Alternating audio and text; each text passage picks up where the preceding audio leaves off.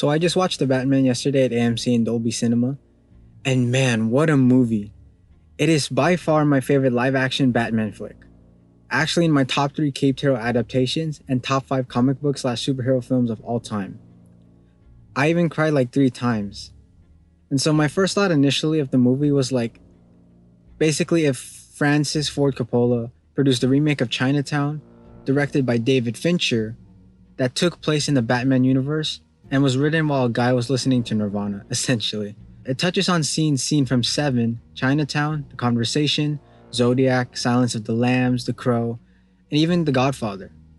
But mostly themes seen in a lot of horror movies, or in that genre at least.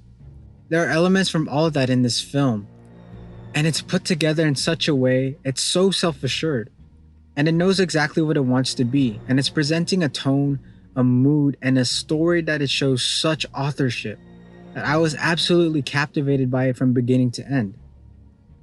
So the story in Batman is Year 2, where Batman is more known as Vengeance, a mysterious presence that criminals fear, but is not quite viewed as a hero, at least by the citizens, and especially not by the cops.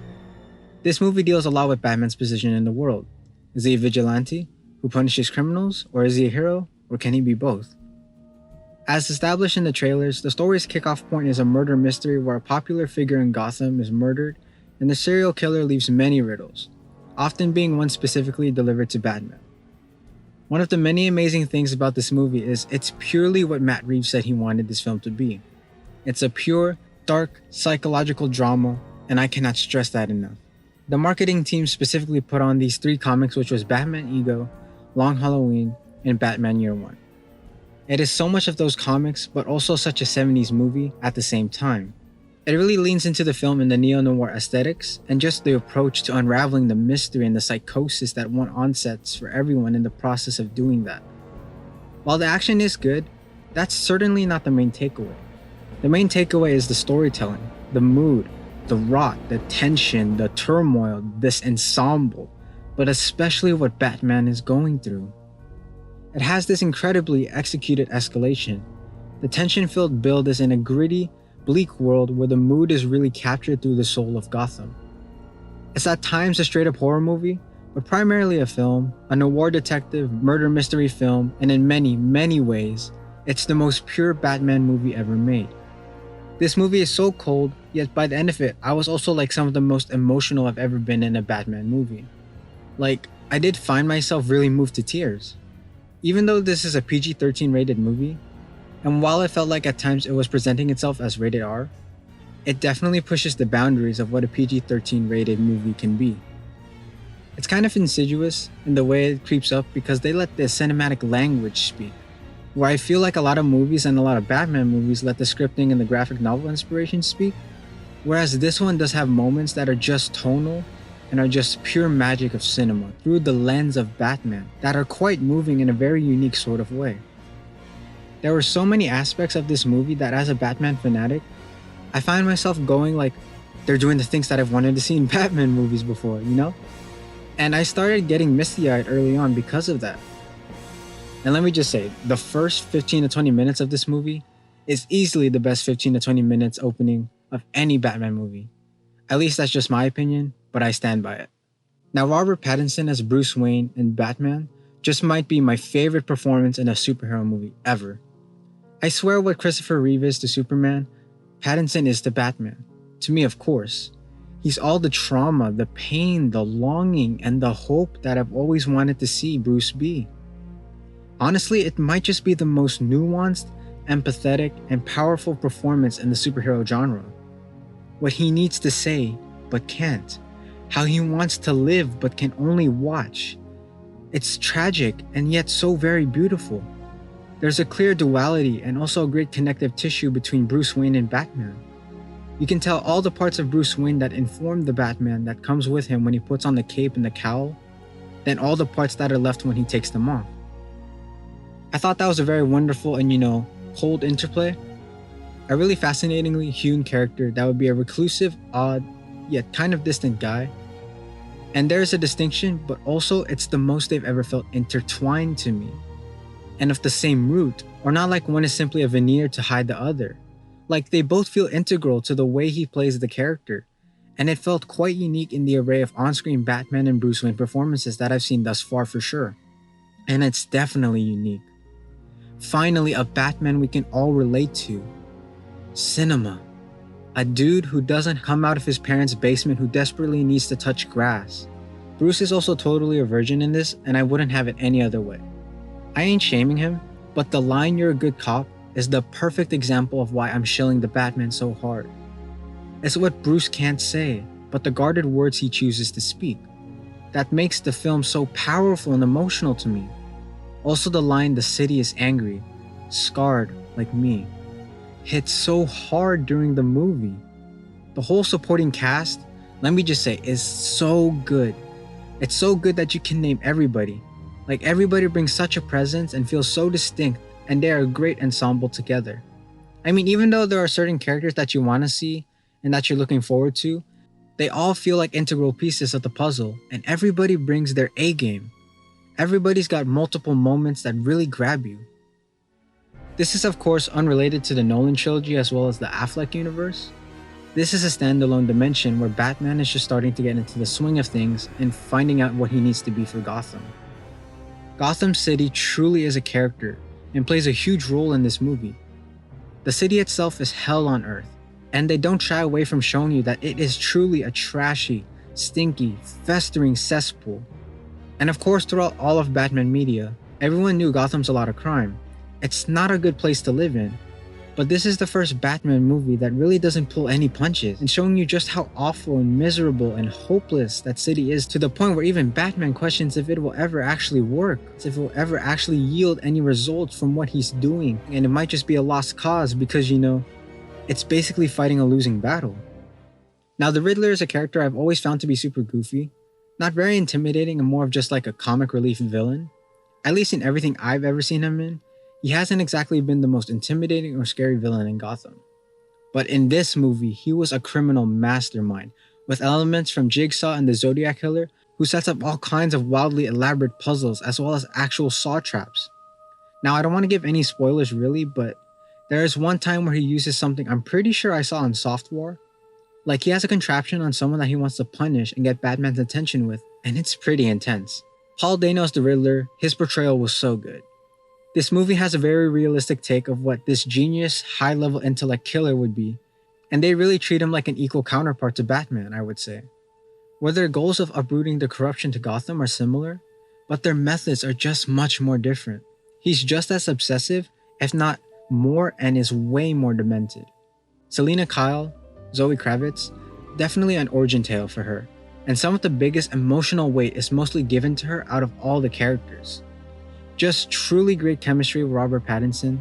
Now, I wasn't like in love with Batman and Catwoman in terms of like me feeling like such a weight of romance and the way how the movie's going for that film noir, femme fatale kind of quality. But I still think Zoe Kravitz herself as an isolated performer is really, really good overall. And again, her chemistry with Robert Pattinson is strong. Now, John Turturo's Carmine Falcone was one of the biggest surprises of on-screen presence here. It's not like surprising if you know his work, but in terms of like a standout character. Jeffrey Wright brings something so refreshing to Lieutenant Gordan himself, of course. He has that older man qualities because of what Jeffrey Wright is. There's also something that feels more relatable about his performance.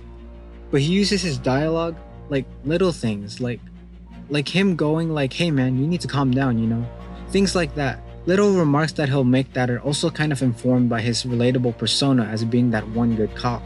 And what I love so much about it was it really felt like him and Batman were doing detective work together. A lot of the time, it can just sort of feel like Batman shows up to do Gordon's job and just keep him posted. But here in this movie, they keep investigating together. And you get the sense that you are the only person I can trust mutually, and they're learning to trust each other, building that partnership. This is year 2 of Batman, so you're uncovering the corruption of GCPD, and I think the way they flushed all of that out with the world was also really well done. As someone who's seen many Batman movies and shows, like a lot of this is very familiar plot, but to still feel like something's very reinvigorating and unique about this angle is a nice, welcome surprise. And to not have to be ruined in trailers either was very interesting to me. Colin Farell as the Penguin, he was great, but it's also weird in terms of his appearance, because I could never see him when I was watching the trailers, but even in the movie, I'm like, I guess it is him. Like, I can pick up notes of his acting a little bit here and there, but he's so immersed in the makeup and the character itself, even his voice. You can lose him, but also he's got his signature in there. Now, Andy Serkis Alfred, I love him so much. He's a great Alfred in my opinion. While he doesn't have as much screen time, but in a lot of ways you could argue that the heart and soul of this film is Bruce Wayne's relationship. That Strand relationship and everything they got to unpack there between them. Actually, I would lean more there than with Catwoman. I think a lot of people probably apply that to Catwoman, as brief as it is. But for me, it lent a little bit more toward Alfred for me in this film because he's his one true ally, you know? His one true familial bond. And I still feel like we could have used a little bit more screen time with him, especially towards in the last parts of the movie. But in terms of what we did get, I was very much affected by the performance there. Now the score from Michael Giacchino, oh my goodness, dude, it is so good. I would say in terms of background, besides visuals, like audibly, that is the most notable thing in the movie. And I love that. The variety that he does, I think in terms of like the genre splicing, it's captured exquisitely through his score. And the cinematography is as beautiful as you'd expect it to be. Lots of oranges and red hues as well. Now the action scenes are great, but it's maybe not as much of a standout. Like there are moments within action scenes I would say that really stand out, like that car chase scene, which is really fantastic in a theater experience. It's just wonderful. However, I would say that a lot of the hand-to-hand combat, maybe not as gripping or as exciting as even when that first teaser trailer came out from DC Fandom. Nothing quite rivals the first time you see that punch medley. But the movie isn't so concerned with making those moments as it is about making those moments painful. It just feels like a part of the story, and the style is very specific to the kind of movie this is, that I've never found myself just like in awe of a lot of the action scenes. There are some moments I immediately was like, that moment was pretty cool. And they still get you hooping and hollering to a degree, but the other hand-to-hand fights never came to or near the level of the Batman warehouse fight in BVS. The hand-to-hand is like harsh and quick, and it's there. Like, you could imagine it being a John Wick movie, but it's not shot like that. But that style in that movie for BVS would not have worked for this movie. No. It's not the same kind of thing at all, but still really great action sequences overall in this film. Now the VFX in this movie was pristine, if not almost perfect in my opinion. Now I did notice, and that's why I mentioned almost perfect. Now I did notice when he's using the Batwing suit, I didn't think the visual effects at that moment were particularly looking good. It's very CGI, which stands out in a film where everything looks and feels very practical. It kind of had that bobblehead effect, but it's not that much of the movie, and it didn't really take me out of the moment and the immersion of the film. Now the runtime for this film was long for some, and the length of how long was varying from person to person, but for me, I actually wanted more. I didn't want it to end when watching it. I didn't feel the need to check the time on my smartwatch or phone at all. I didn't get tired or had my attention diverted either. Another criticism I've been hearing about the movie is the third act or the climax. Some saying it doesn't hold as much weight or isn't as strong as the first and second act. But for me, it made sense and held up pretty strong in my opinion, equivalent to the previous acts. And I loved it. And that's all the criticism I've heard so far. And it personally seems to show very little negativity towards the film. I'm also surprised that not many people are mentioning how similar this looked and felt like the Arkham games. It was truly amazing. Just give me the Reeves verse / Batverse and I'll never complain again, like honestly. But overall, this movie had me blown away. Like seriously. The characters, the story, the visuals, the score was perfect for this version of Batman. That opening scene with the Riddler perfectly establishes the tone and the direction of where we're going to be for the next 3 hours. And then hearing Batman / Bruce Wayne's voiceover put the biggest smile on my face. And seeing how much Gotham's criminals fear the Batman within that scene, plus the score playing as he walks out of the darkness, literally made my eyes start watering.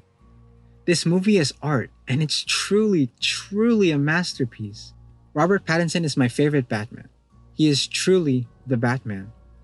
Zoe Kravitz as Catwoman is my favorite live-action on-screen adaptation for sure. Same thing goes with Colin Farell and Paul Dano as the Riddler and Penguin. And considering the fact that the Penguin isn't even in his prime yet, that's how good he is.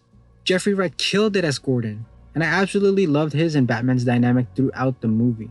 I enjoyed Andy Serkis, and again, I would have loved more with Alfred and Bruce, but I honestly understand why some of that probably had to be sacrificed or cut in order to tell the story properly without it being a 4-hour movie, which was actually the original runtime.